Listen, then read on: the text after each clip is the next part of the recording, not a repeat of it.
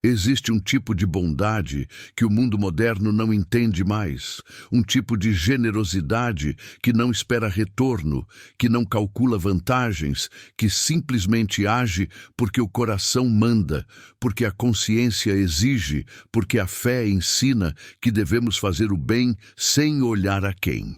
E foi exatamente esse tipo raro de bondade que levou Helena, uma viúva pobre de 32 anos, com 5 filhos famintos esperando em casa, a carregar nas costas por 3 quilômetros debaixo do sol escaldante de Goiás, um homem que pesava quase 100 quilos, um homem que ela não conhecia pessoalmente, mas sabia muito bem quem era. O temido Coronel Augusto, o fazendeiro mais rico e mais cruel daquela região, o homem que já tinha expulsado dezenas de famílias de suas terras sem um pingo de piedade. O homem que era odiado e temido em igual medida por todos os pobres daquela cidade. Helena tinha encontrado ele caído na estrada de terra que levava à fazenda principal. Estava voltando do trabalho na roça quando viu aquele corpo grande deitado na poeira, zunindo de moscas. E por um segundo, apenas um segundo, ela pensou em fingir que não tinha visto, em seguir seu caminho e deixar o destino fazer o que tinha que fazer. Afinal, aquele homem nunca tinha feito nada de bom para ninguém, muito pelo contrário, tinha feito mal para muita gente. E talvez aquilo fosse justiça divina, talvez fosse a hora dele pagar por todos os pecados.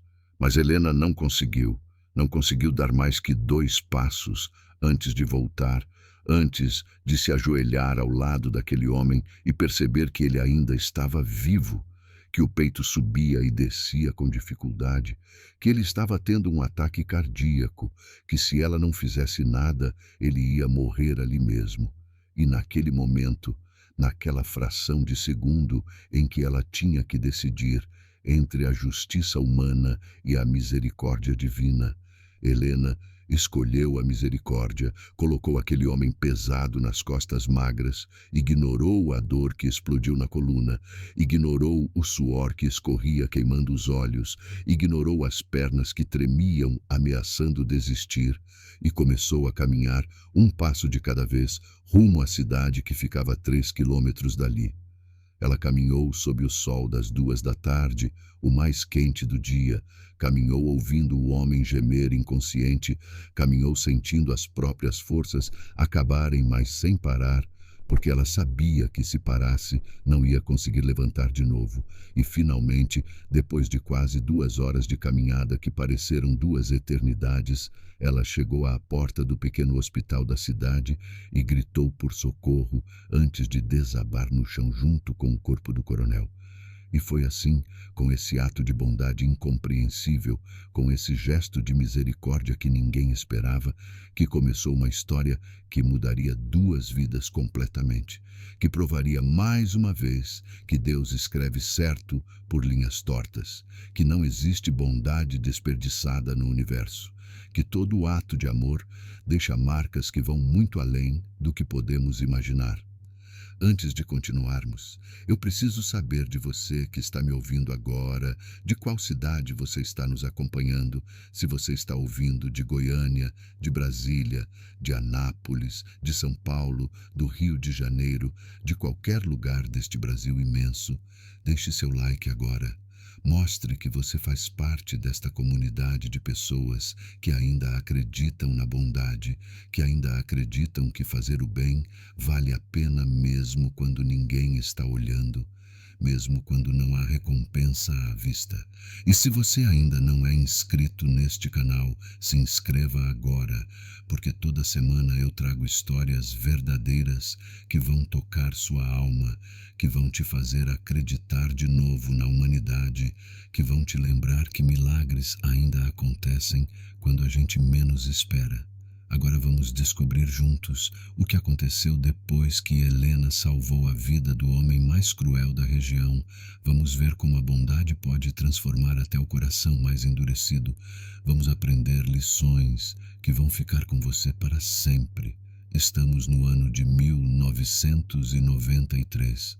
Uma época em que o interior do Brasil ainda vivia sob as leis não escritas do coronelismo, onde grandes fazendeiros mandavam e desmandavam como reis absolutos em seus territórios, onde a palavra de um homem rico valia mais que a lei, onde os pobres viviam e morriam nas terras dos ricos, sem nunca terem chance de possuir um pedaço de chão próprio. A cidade se chamava Santa Rita do Araguaia, um município pequeno de Goiás que tinha nascido em torno das grandes fazendas de gado e soja. Tinha apenas 12.000 habitantes, a maioria trabalhadores rurais que acordavam antes do sol nascer e voltavam para casa quando já era noite, ganhando uma miséria que mal dava para comprar arroz e feijão para a família. As ruas principais eram de asfalto, mas as periferias eram de terra batida vermelha, que grudava nas roupas e não saía nunca. Tinha uma igreja matriz no centro da praça, uma prefeitura pequenininha, 3 ou 4 mercados, 2 bares, uma escola estadual que ia até o ensino médio e um hospital que era mais um posto de saúde ampliado, com apenas 10 leitos e 2 médicos que atendiam dia sim, dia não. A economia da cidade girava em torno de 5 grandes fazendas, e a maior delas, a mais rica e a mais temida, era a Fazenda Santa Cruz, propriedade do coronel Augusto Tavares da Silva, um homem de 73 anos que era dono de mais de 15.000 hectares de terra, que tinha centenas de cabeças de gado, plantações imensas de soja, uma casa grande que parecia palácio, caminhonetes importadas e uma reputação de homem duro que não tinha piedade de ninguém. O coronel Augusto era viúvo há 20 anos, não tinha filhos, não tinha parentes próximos, vivia sozinho naquela casa enorme com apenas uma empregada velha que cuidava da cozinha e mais ninguém. Era um homem fechado, que não conversava com ninguém, que ia à cidade apenas para resolver negócios, que nunca sorria, que nunca demonstrava emoção nenhuma e que era conhecido por expulsar famílias inteiras de suas terras quando a colheita não ia bem ou quando alguém o contrariava em alguma coisa. Tinha histórias na cidade de colonos que trabalharam a vida inteira nas terras do coronel e foram expulsos da noite para o dia sem receber nada, de famílias que perderam tudo porque uma criança atravessou uma cerca sem querer, de homens que foram espancados pelos capangas dele por terem pedido um aumento e por isso tudo o nome Coronel Augusto era sinônimo de medo. Quando as pessoas o viam passar de caminhonete pela rua, baixavam a cabeça e fingiam não ver. Quando precisavam falar com ele, tremiam de nervoso, e muitos faziam orações pedindo para nunca ter que depender da bondade dele, porque todos sabiam que ele não tinha bondade nenhuma no coração. Este era o mundo onde Helena tentava sobreviver com seus 5 filhos. Um mundo onde mulher viúva não tinha vez, onde não existia pensão, onde não existia ajuda do governo, onde ou você trabalhava até morrer ou morria de fome. Simples assim. Helena morava num barraco de lona preta, esticada com varas de bambu nas margens da Fazenda Santa Cruz, literalmente na beira da cerca de arame farpado que separava a propriedade do coronel da estrada de terra. Era um lugar esquecido por Deus e pelos homens onde mais 3 ou 4 famílias miseráveis também tinham montado seus barracos, e dali ela saía todo dia antes do sol nascer para trabalhar como boia fria nas fazendas da região, capinando, plantando, colhendo, carregando, fazendo qualquer serviço braçal que aparecesse, ganhando entre 5 e 10 reais por dia quando conseguia trabalho, o que não era todo dia, e voltando para casa à tardinha com o corpo moído de cansaço e o coração apertado, pensando no que ia dar de comer para as 5 crianças que esperavam por ela. Este era o cenário de desigualdade brutal onde nossa história acontece. Este era o mundo real, onde milagres pareciam impossíveis, mas ainda assim aconteciam quando menos se esperava. Helena Maria da Conceição tinha 32 anos, mas parecia ter 50.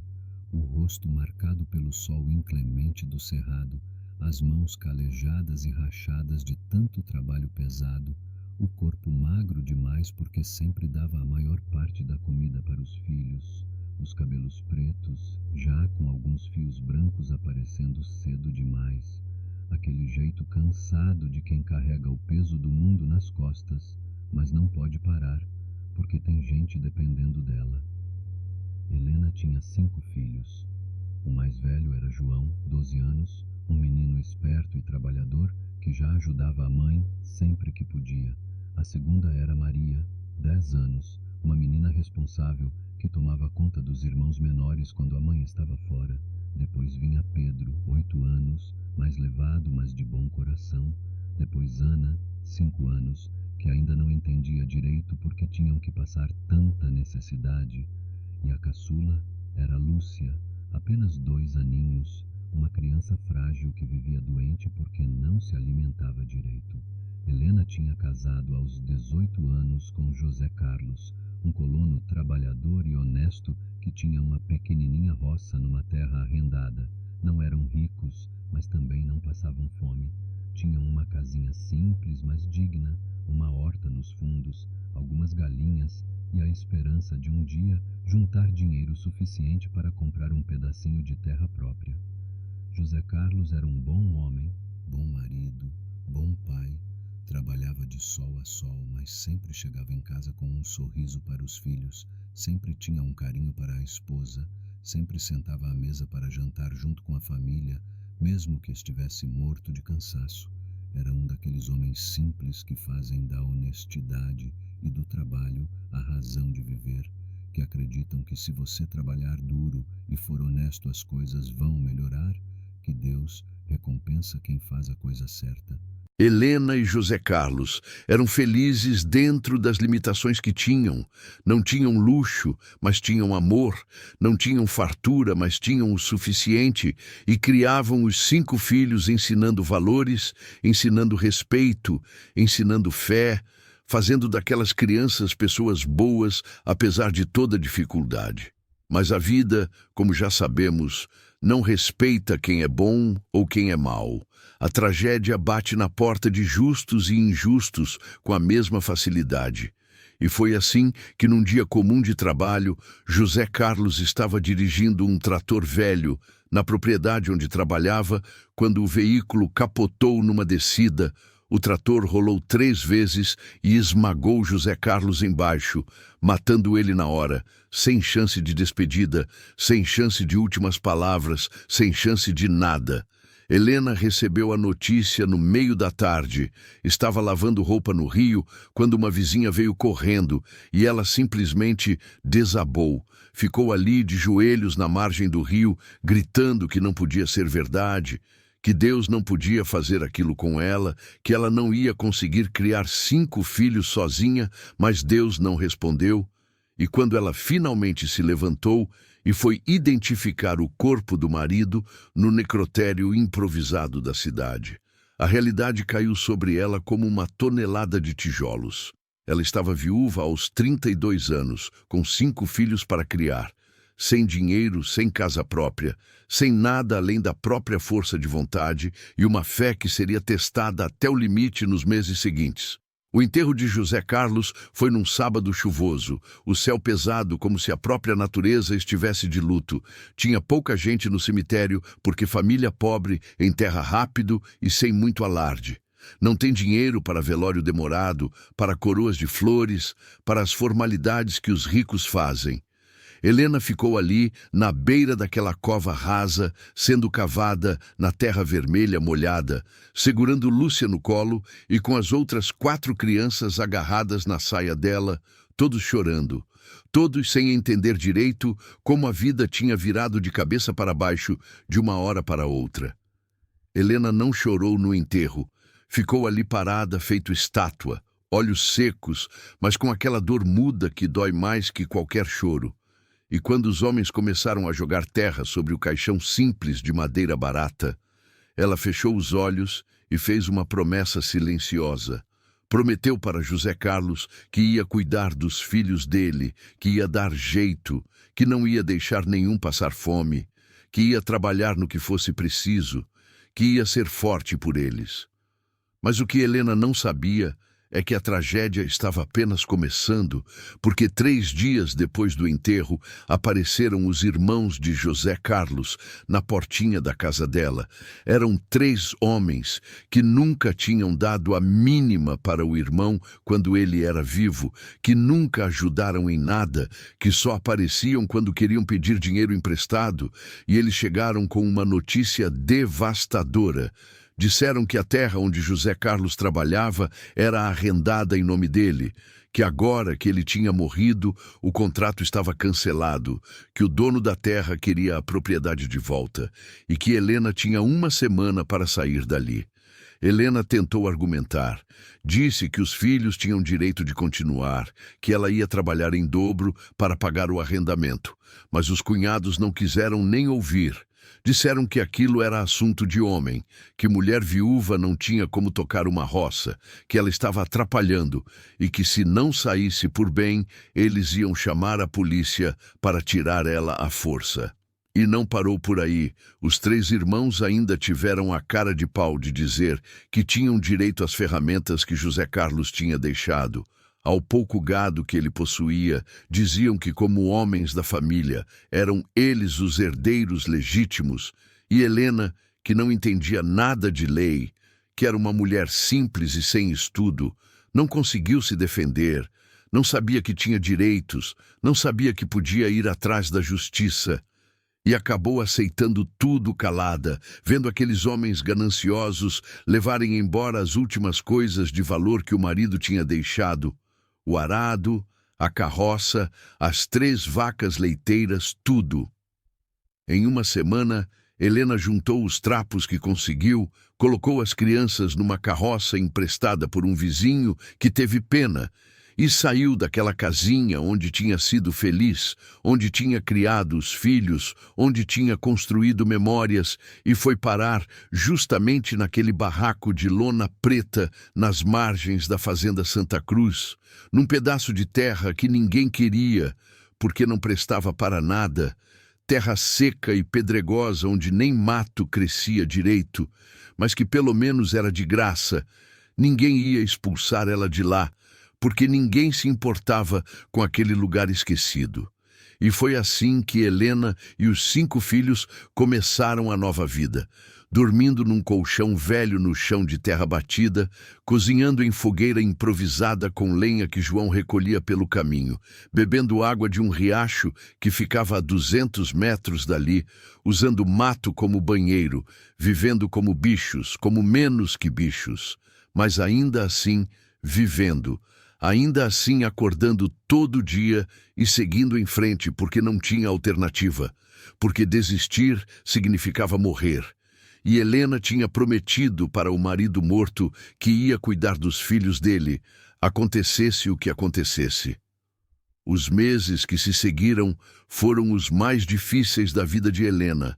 Acordar todo dia às 4 da manhã, quando ainda estava escuro, deixar as crianças dormindo com Maria, tomando conta dos menores, caminhar 5 quilômetros até o ponto onde os caminhões dos fazendeiros paravam para pegar boia fria.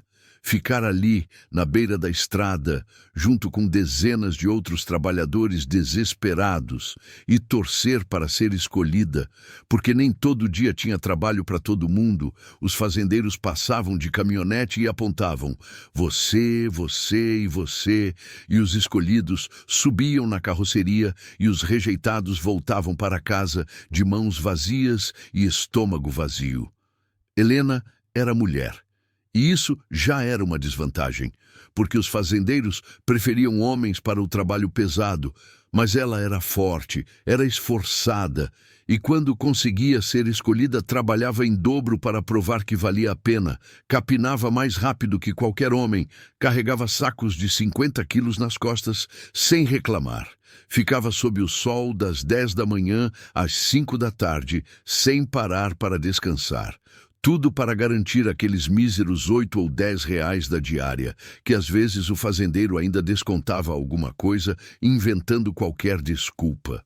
Nos dias em que não conseguia trabalho, Helena fazia bico de lavadeira, ia de casa em casa, oferecendo para lavar roupa, para limpar quintal, para fazer qualquer coisa em troca de uns trocados ou de comida, e muitas vezes aceitava apenas comida mesmo, um prato de arroz e feijão, uns legumes, um pedaço de carne, qualquer coisa que pudesse levar para os filhos. As crianças entendiam a situação cada uma do seu jeito. João, com 12 anos, já trabalhava também. Ajudava um senhor que vendia picolé na praça em troca de alguns picolés derretidos que dava para os irmãos. Maria cuidava da casa, ou melhor, do barraco. Mantinha tudo organizado dentro do possível. Cuidava de Lúcia, que ainda era bebê. Fazia comida quando tinha o que cozinhar. Pedro e Ana entendiam menos, mas sentiam a tristeza no ar, sentiam a barriga roncar de fome, sentiam o frio da noite porque não tinha cobertor suficiente para todo mundo.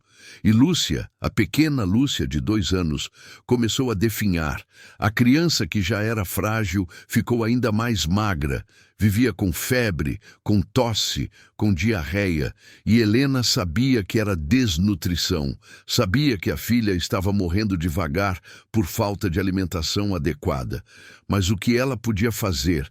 Não tinha dinheiro para médico, não tinha dinheiro para remédio, só tinha as mãos para trabalhar e as orações para fazer. Teve uma noite que Helena nunca ia esquecer, que ela chegou em casa depois de um dia inteiro tentando arrumar trabalho e não conseguindo nada. Chegou com as mãos vazias e as 5 crianças olhando para ela, esperando comida. Ela não tinha nada, absolutamente nada, nem um punhado de farinha, nem uma banana, nada. E ela teve que olhar nos olhos dos filhos e dizer que não ia ter janta aquela noite, que eles iam ter que dormir de barriga vazia, e ver as lágrimas descerem pelo rosto de Pedro, ver a carinha assustada de Ana, ver João engolir o choro para não deixar a mãe mais triste ainda. Aquilo partiu o coração de Helena de um jeito que ela não sabia que era possível. E naquela noite, quando as crianças finalmente dormiram abraçadas para se aquecer, Helena saiu do barraco e caiu de joelhos na terra. Olhou para o céu estrelado e chorou. Chorou como não chorava desde o enterro do marido e perguntou para Deus por que tanta provação, por que tanto sofrimento, o que ela tinha feito de errado para merecer aquilo. Ela sempre foi honesta, sempre foi trabalhadora, sempre foi de fé, e agora estava vendo os próprios filhos morrerem de fome sem poder fazer nada. Mas Deus, como sempre, respondeu no silêncio, e Helena teve que se levantar, limpar as lágrimas, voltar para dentro do barraco e deitar ao lado dos filhos, prometendo para si mesma que no dia seguinte ia dar jeito, que ia encontrar comida de algum lugar, que não ia deixar nenhum deles morrer. E foi no dia seguinte, voltando de mais um dia sem conseguir trabalho, caminhando pela estrada de terra, com o sol já se pondo, que Helena viu aquele corpo grande caído na poeira, e mesmo sabendo de quem era, mesmo sabendo tudo que aquele homem representava, ela não conseguiu passar direto. Não conseguiu deixar outro ser humano morrer ali sozinho, porque Helena, apesar de toda a dor e todo o sofrimento, ainda tinha bondade no coração, ainda tinha compaixão na alma, ainda acreditava que fazer o bem era a coisa certa, mesmo quando nada de bom tinha sido feito para ela. Helena parou na estrada. Ficou ali parada olhando para aquele corpo caído a uns 20 metros de onde estava. E por um segundo pensou que podia ser uma armadilha. Tinha histórias de assaltantes que fingiam estar mortos na estrada para roubar quem parasse para ajudar. Mas alguma coisa naquela cena parecia genuína. O jeito como o corpo estava jogado, a imobilidade completa. E Helena se aproximou devagar, com o coração batendo forte. Quando chegou perto, reconheceu imediatamente. Era o Coronel Augusto. Impossível não reconhecer. Todo mundo na região conhecia aquele rosto duro, aqueles cabelos brancos penteados para trás, aquela roupa cara que, mesmo coberta de poeira, ainda gritava dinheiro. Ele estava deitado de lado, uma das mãos apertada contra o peito, a boca entreaberta, os olhos fechados, e Helena se ajoelhou ao lado dele, encostou a orelha no peito largo e ouviu o coração batendo irregular, fraco. Ele estava vivo, mas mal. claramente tendo um ataque cardíaco, e se não recebesse socorro rápido, ia morrer ali mesmo. Helena olhou em volta. A estrada estava completamente vazia. Não tinha ninguém passando. Não tinha casa perto. Não tinha telefone. Não tinha nada. E ela sabia que se gritasse por ajuda ninguém ia ouvir, que se fosse correndo até a cidade buscar uma ambulância, o homem ia morrer antes dela voltar. A única opção era carregar ele, carregar aquele corpo pesado e grande pelas próprias forças até o hospital que ficava 3 quilômetros dali. E foi nesse momento que Helena teve que fazer uma escolha. Uma escolha que definiria o resto da vida dela, porque ela sabia quem era aquele homem, sabia que ele tinha expulsado a família do seu Joaquim da terra dele, só porque o filho pequeno tinha atravessado a cerca para pegar uma manga. Sabia que ele tinha mandado seus capangas quebrarem as pernas do Zé Pequeno, porque o homem tinha reclamado do pagamento atrasado. Sabia que quando a dona Lourdes ficou viúva e pediu mais 1 mês para sair da terra, ele mandou derrubar a casa com trator com ela e os filhos dentro. Sabia de dezenas de histórias de crueldade, de falta de piedade, de maldade pura. E uma parte dela pensou que talvez aquilo fosse justiça, que talvez fosse a hora daquele homem pagar por tudo que tinha feito. Mas outra parte, a parte que tinha sido criada pela mãe rezadeira, a parte que ia à missa todo domingo, mesmo sem ter roupa boa, a parte que acreditava nos ensinamentos de Jesus sobre amar o inimigo e fazer o bem sem olhar a quem, essa parte falou mais alto. E Helena, sem pensar muito, porque se pensasse ia desistir, segurou o coronel pelos braços, fez uma força descomunal e o puxou até conseguir colocar nas costas. O corpo dele caiu pesado sobre as costas magras dela, os braços dele pendendo para a frente, e Helena teve que abrir bem as pernas e se curvar para conseguir equilibrar aquele peso monstruoso. Ela deu o primeiro passo e quase caiu. O corpo tremeu todo, as pernas fraquejaram, a coluna protestou com uma fisgada de dor, mas ela respirou fundo e deu o segundo passo, depois o terceiro, depois o quarto, e foi assim, um passo de cada vez, que ela começou a caminhada mais difícil da vida dela. O sol estava se pondo, mas o calor ainda era insuportável. Helena sentia o suor escorrendo e queimando os olhos, sentia as pernas bambas ameaçando desistir a cada passo, sentia a boca seca de sede, sentia a fome que ela já tinha antes pesar ainda mais, mas não parava, não podia parar, porque sabia que se parasse não ia conseguir levantar aquele peso de novo. O coronel às vezes gemia inconsciente, às vezes a cabeça dele caía no ombro dela. E Helena falava baixinho: "Aguenta aí, seu coronel, aguenta que a gente já vai chegar, não morre agora não." E ela nem sabia direito por que estava fazendo aquilo, por que estava se matando para salvar um homem que nunca tinha feito nada de bom para ninguém.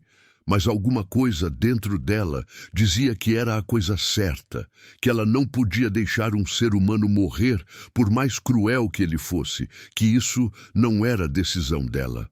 Ela caminhou o 1º quilômetro achando que não ia aguentar.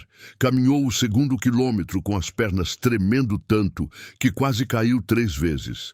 E quando estava no 3º quilômetro, já conseguindo ver as primeiras casas da cidade ao longe, as forças finalmente acabaram. Ela caiu de joelhos ainda com o coronel nas costas e ficou ali tentando respirar, tentando não desmaiar, sentindo o mundo girar.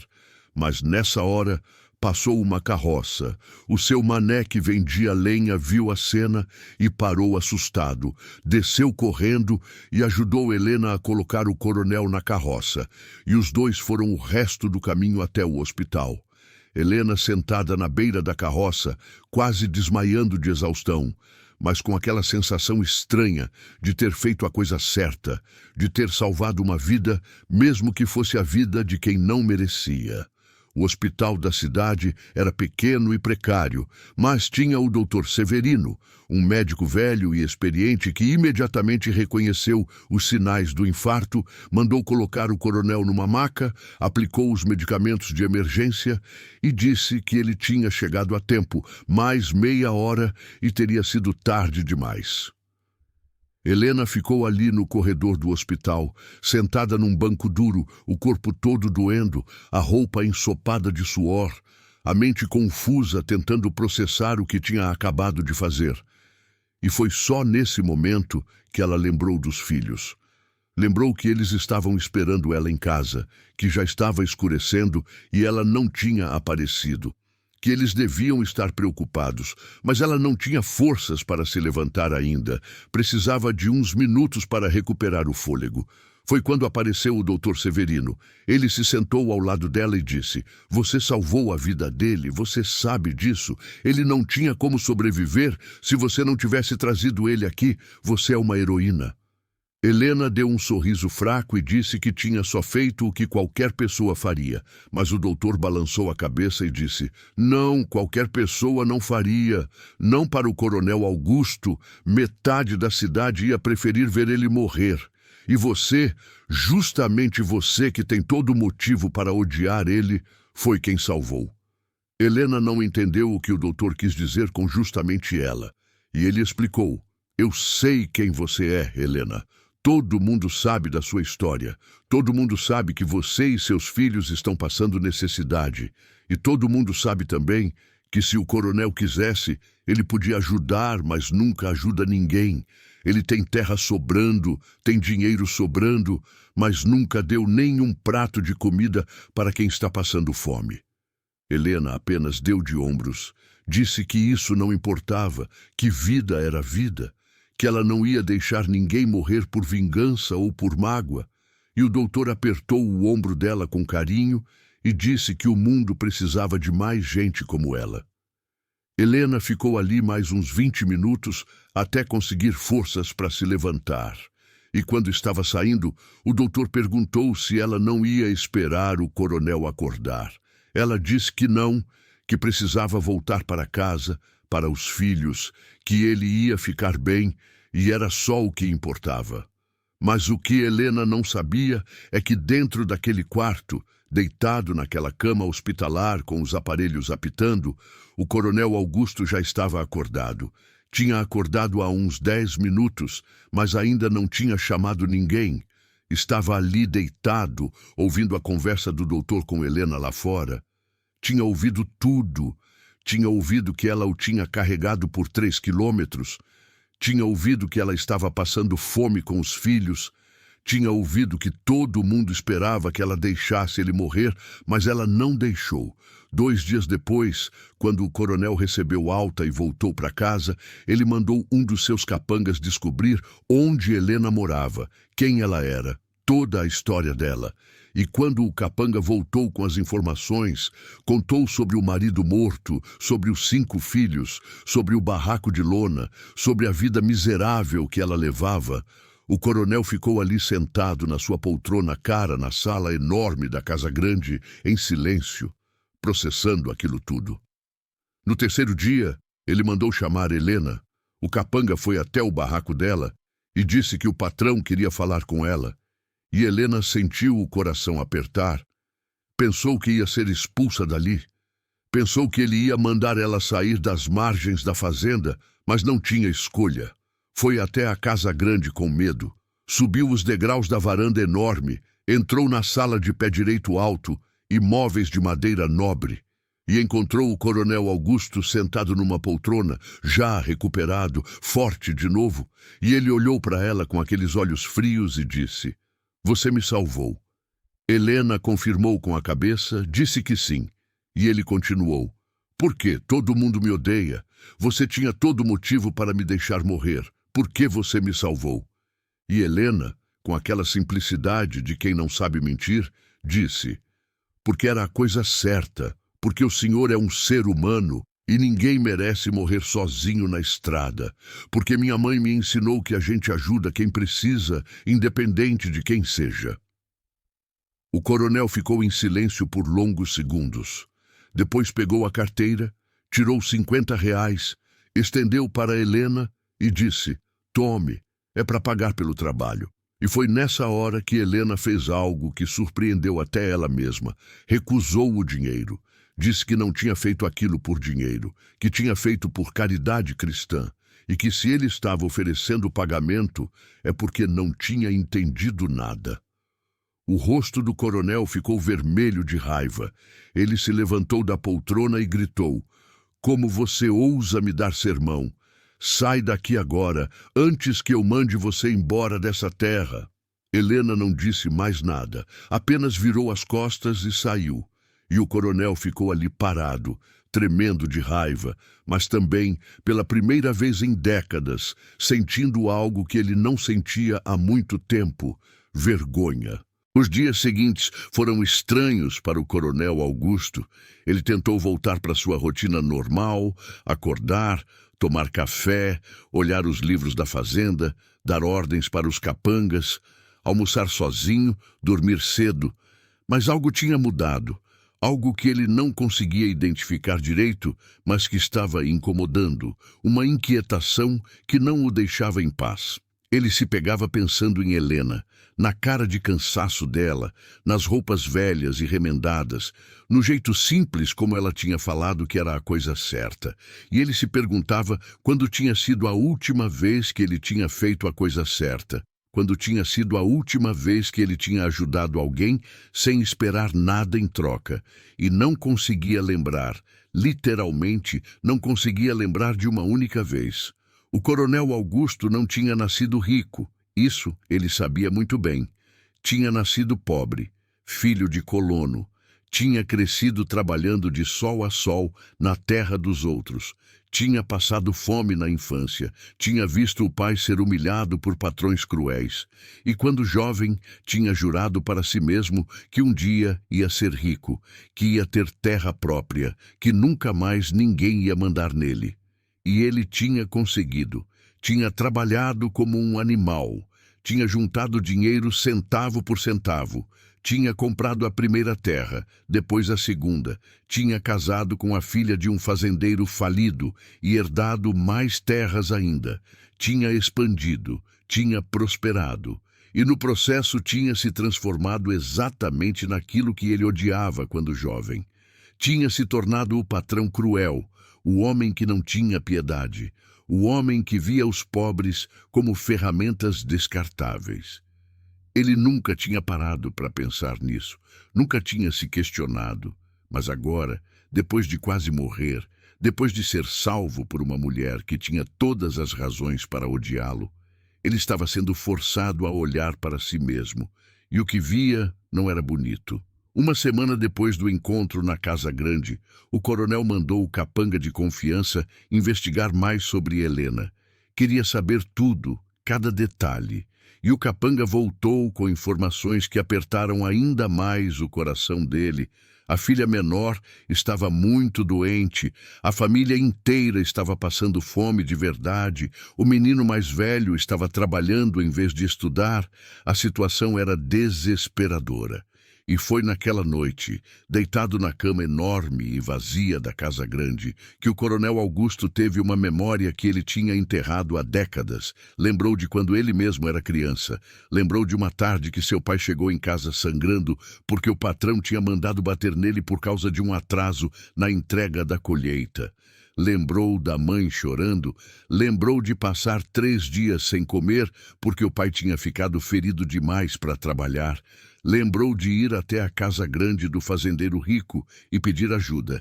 E lembrou do fazendeiro rindo na cara dele, dizendo que problema de pobre não era problema dele, mandando ele sair dali antes que soltasse os cachorros.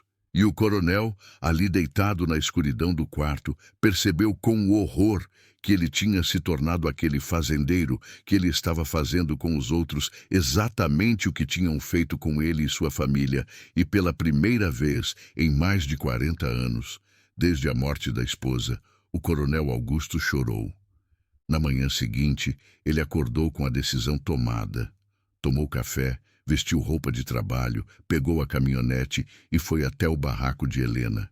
E quando ela viu ele chegando, ficou pálida de susto. Pensou que era o fim, que ele ia expulsá-la de verdade agora. Mas o coronel desceu da caminhonete, tirou o chapéu e disse: "Eu vim fazer uma proposta."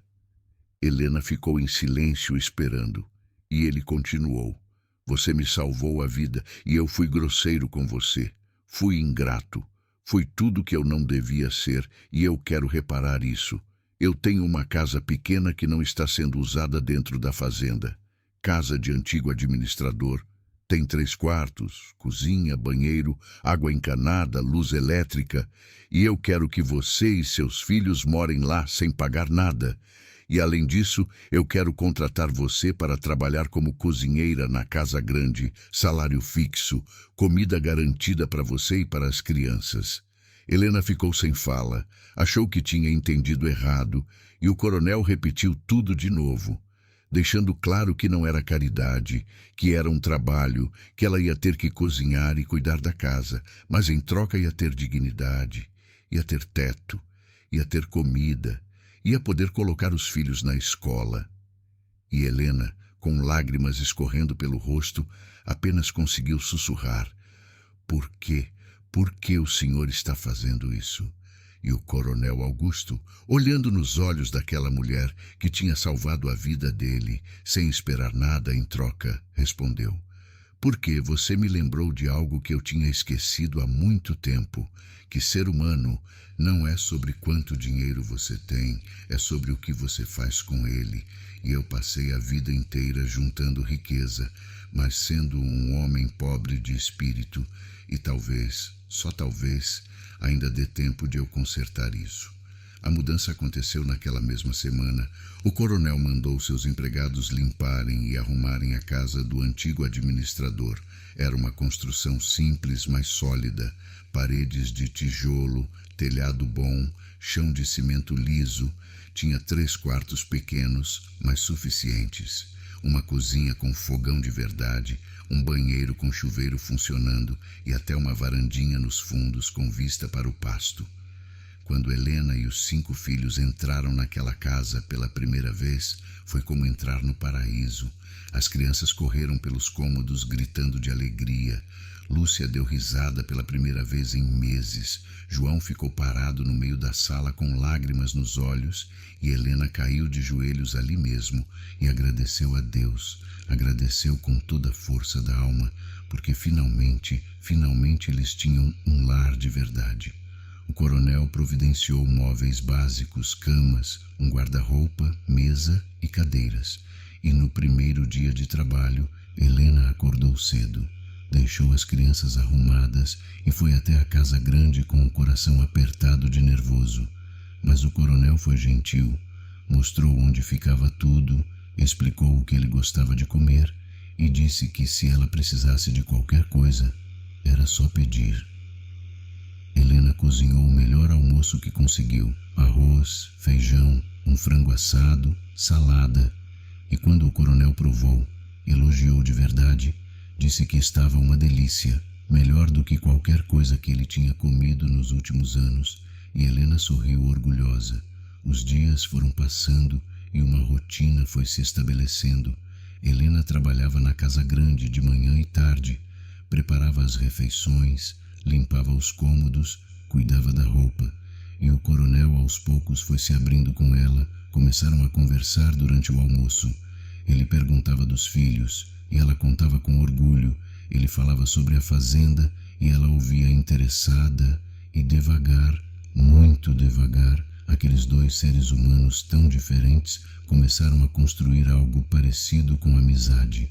O coronel matriculou as 5 crianças na escola, comprou material escolar, uniformes, mochilas, pagou tudo, e quando Helena tentou agradecer, ele disse que não precisava agradecer, que toda criança tinha direito à educação. Ele levou Lúcia no médico da cidade, pagou consulta e exames, descobriram que ela tinha anemia severa, o médico receitou remédios e suplementos. O coronel comprou tudo, e em 2 meses a menina estava outra, com cor nas bochechas, brincando e correndo como qualquer criança de 2 anos deveria fazer. João voltou a estudar e descobriu que era bom em matemática. Pedro e Ana fizeram amigos na escola. Maria ajudava a mãe nas tarefas de casa e sonhava em ser professora.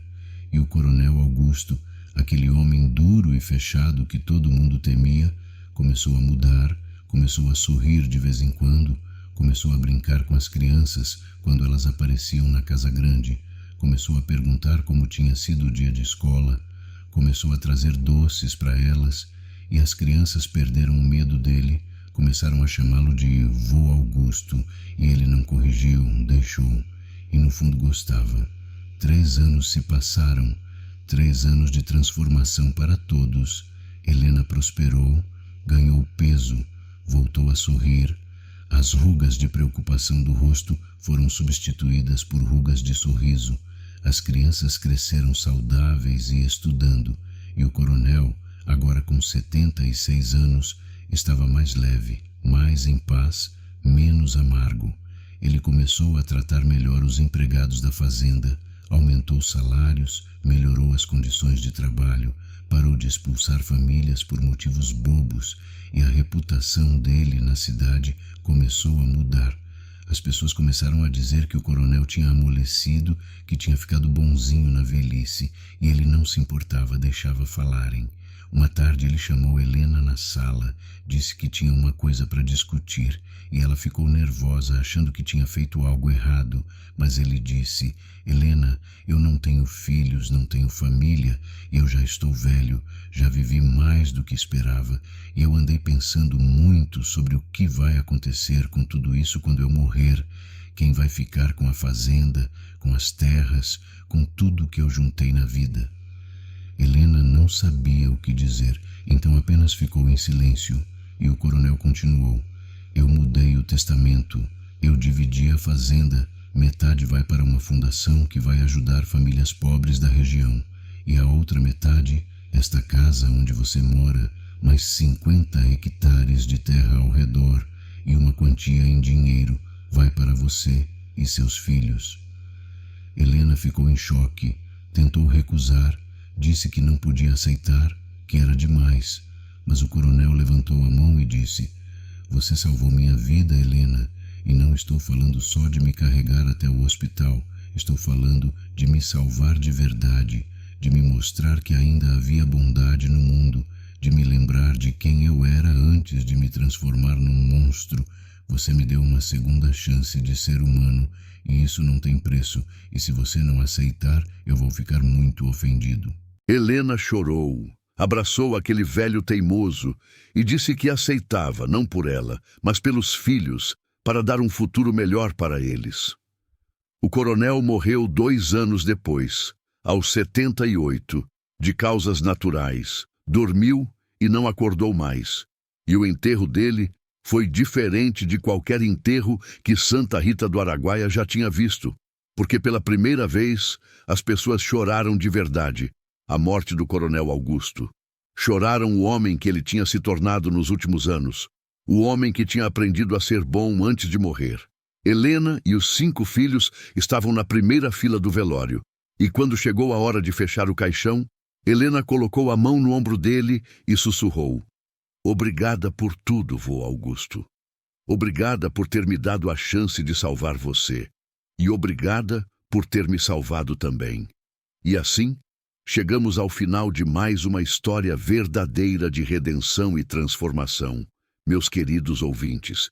E agora é hora de refletirmos juntos sobre as lições profundas que a jornada de Helena e do coronel Augusto tem para nos ensinar, porque estas histórias não são contadas apenas para entreter, são contadas para transformar, para fazer você parar e pensar sobre sua própria vida, sobre suas próprias escolhas, sobre quem você está sendo no mundo. A primeira e mais importante lição desta história é sobre bondade desinteressada, sobre fazer o bem sem esperar retorno. Porque Helena tinha todos os motivos do mundo para deixar o coronel Augusto morrer naquela estrada. Ela sabia quem ele era, sabia das crueldades que ele tinha cometido, sabia que ele nunca tinha ajudado ninguém.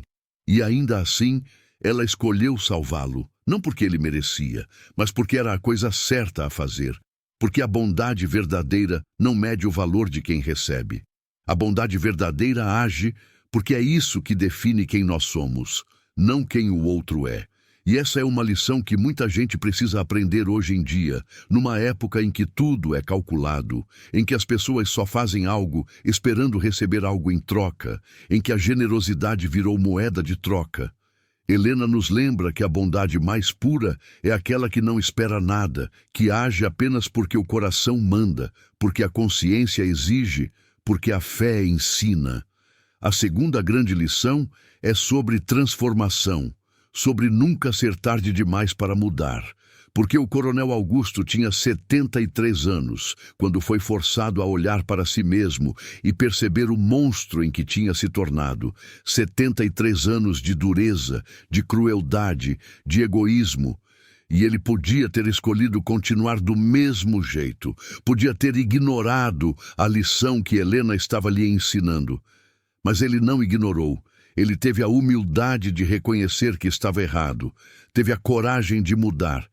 E nos últimos 5 anos da vida dele, conseguiu reparar décadas de erros, conseguiu se tornar o homem que deveria ter sido sempre. E isso nos ensina que não importa quantos anos você tem, não importa quantos erros você cometeu, nunca é tarde demais para mudar. Nunca é tarde demais para se tornar uma pessoa melhor. Nunca é tarde demais para fazer a coisa certa. A terceira lição é sobre gratidão e reciprocidade no sentido mais profundo. Porque quando alguém te estende a mão, quando você mais precisa, quando alguém te salva, sem esperar nada em troca, isso cria uma dívida que não é de dinheiro, é uma dívida moral, uma dívida de alma. E o coronel entendeu isso. Entendeu que R$ 50 não pagavam o que Helena tinha feito. Que nenhuma quantia de dinheiro pagava, porque ela não tinha salvado apenas o corpo dele, tinha salvado a alma dele, tinha plantado uma semente de transformação que ia brotar e mudar tudo. E a quarta lição, talvez a mais bonita de todas, é sobre família escolhida, sobre como os laços mais fortes não são sempre os de sangue, são os laços que construímos através do amor, do cuidado, da escolha diária de estar presente na vida do outro, porque o coronel não tinha filhos, não tinha netos, estava destinado a morrer sozinho e amargo.